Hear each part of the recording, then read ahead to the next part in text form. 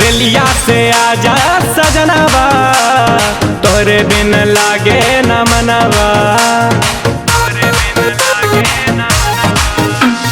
रेलिया से आजा सजनवा, तोरे बिन लागे न मनवा।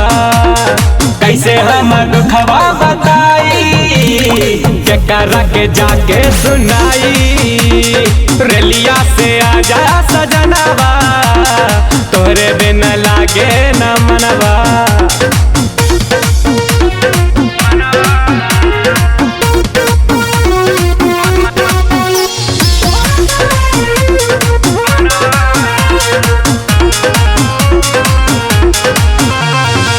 नैहर में सुखवा से राहत रानी, ससुरा में दुखवा त साहत बानी।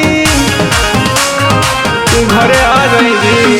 नैहर में सुखवा से राहत रानी, ससुरा में दुखवा त साहत बानी। काहे तू इतना सतावे, रतिया के निंदिया न आवे। रेलिया से आजा सजनवा, हाय मोर मनवा न लागे।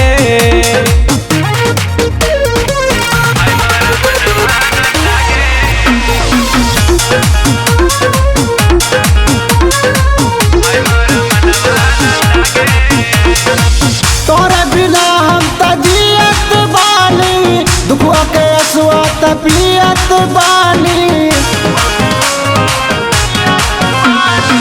तोरे बिना हम त जियत बानी, दुखवा के असुआ त पियत बानी।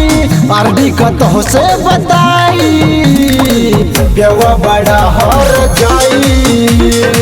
रेलिया से आजा सजनवा, हाय मोरा लागे न मनवा।